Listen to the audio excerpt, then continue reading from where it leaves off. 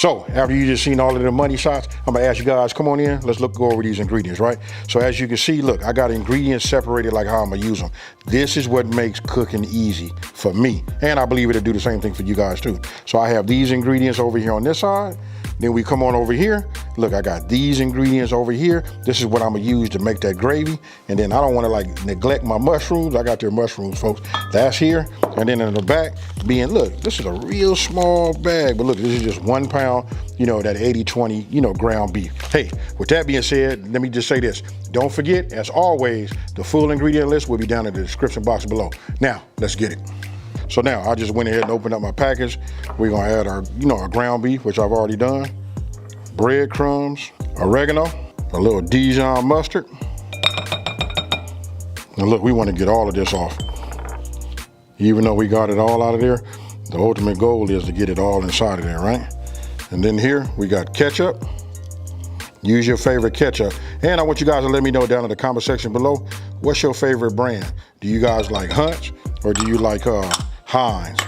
I'm 100% a Heinz man. Let me know down in the comment section below what's your, your ketchup of choice. Then we're gonna get rid of just a couple of small pinches of salt. I'm using kosher. And then I'm bringing my buddy in. You guys know, you've been watching me. I'm a fan of that fresh cracked black pepper.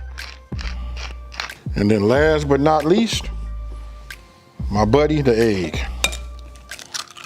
It's all in there, right? As you can see, I put on a glove. You don't have to do that. Normally I don't, but I got one sitting right here next to me. And then you can take the egg and you can like lightly scramble it and then add it. But for me, I get in there just like that.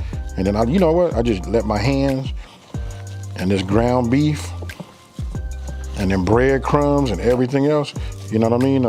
That's really like my binder that holds the patties together, and it's gonna be nice and moist, folks. There we go, we all mixed up. Now I'm gonna bring this in here because look, we're gonna divide this up, and what we wanna do is you get 4 equal patties, right? So for me, I'm gonna just start off with just making my balls first, you know what I mean? So we'll just go like this, and then I can look at them and eyeball them and find out if they're the right size. Then I'll go ahead and I'll get them ready to, mash. But right now, I'm gonna just do this. Just try to get them equally the same size. That way, when they're cooking inside the pan, we want them to cook and we want everything to be ready at the same time.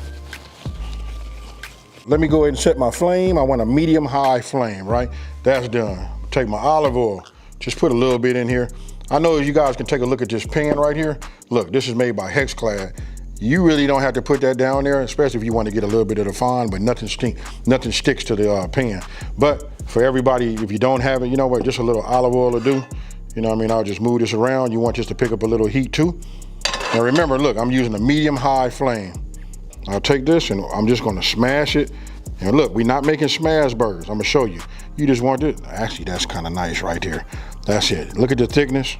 That's what you're gonna want right there, right? I can feel the heat radiating from the pan. I'm gonna go ahead and just put it down there. And I'm gonna do the same thing with the rest of the 4 patties. If you notice, look, let me give a pro tip. See how I stick it to my hand? You can always take a little bit of the olive oil and put it in your hand. That way when you roll it, you won't get any of this. Listen, I didn't say this already, but you just wanna go 2 to 3 minutes. So right now I'm pushing 3 minutes, right? So I'm just gonna turn these over. You see, just like that. You don't wanna like cook them all the way through. You just wanna put a little color on there because we're gonna cook them in the gravy, right? So we flip them over like this. I know some of y'all saying right now, like, where is the cheese at? Hey, these make for some fire burgers too.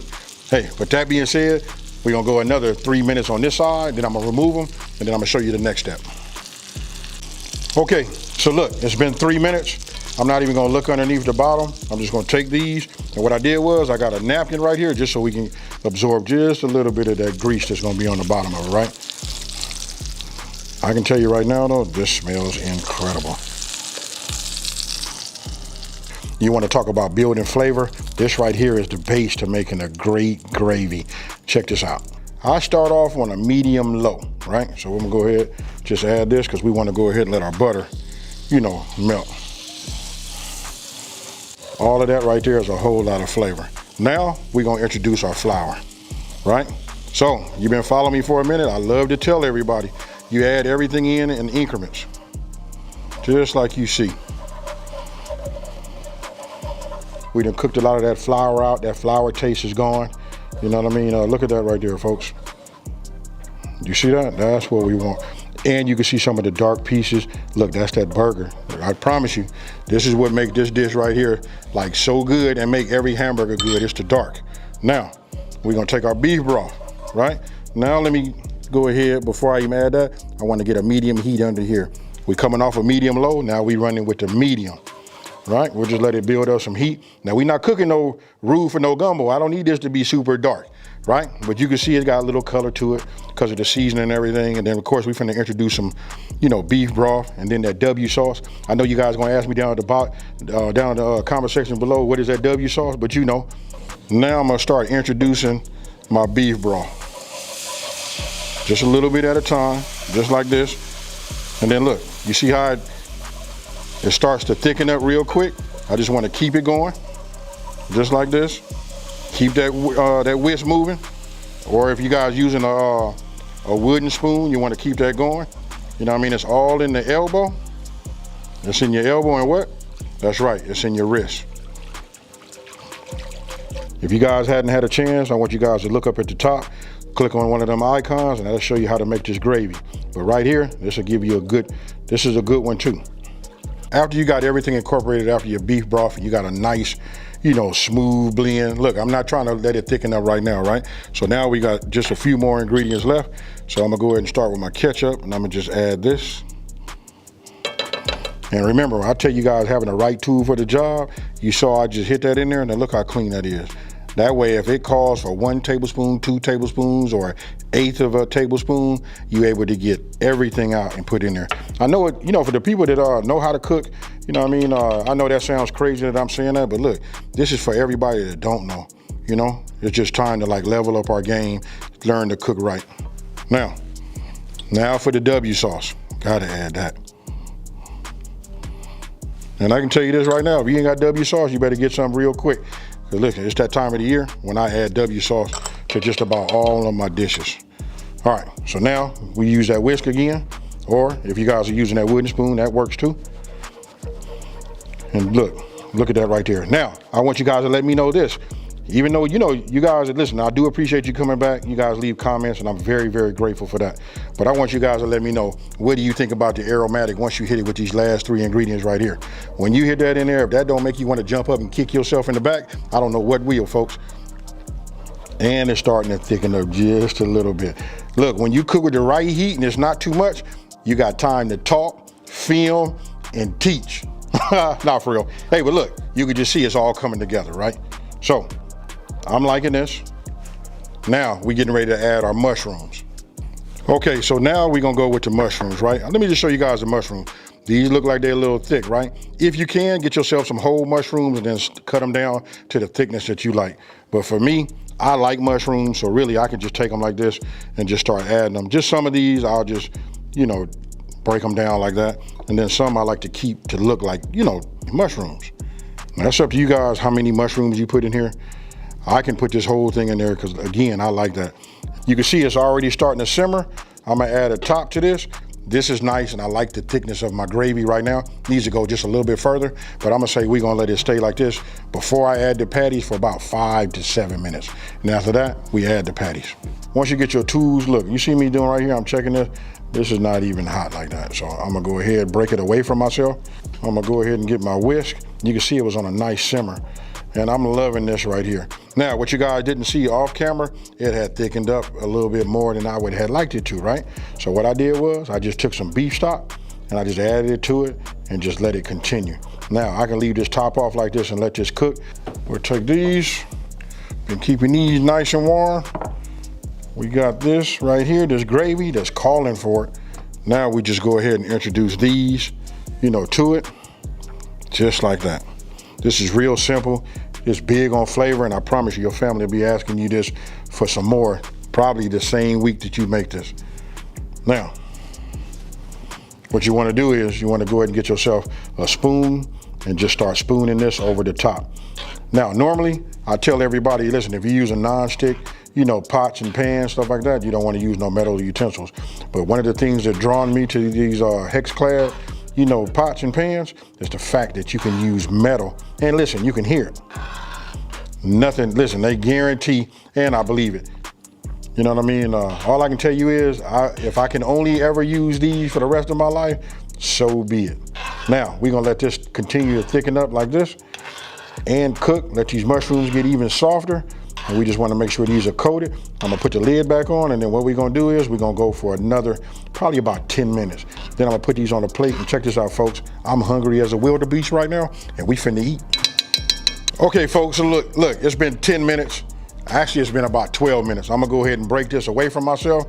You know what I mean? We're gonna let that steam out, take that fire off. If this don't have your mouth watering, I don't know what will, folks. When I tell you my mouth is watering, man, I'm not joking. And look, I haven't moved nothing or did anything like that, like moved them while they were cooking. Again, these pans right here, these are awesome. Remember, that's hex-clad. I'll leave a link to it down in my description box, and I'll probably pin it in the #1, comment. But if you take this right here and you just add that over there like that, oh my goodness.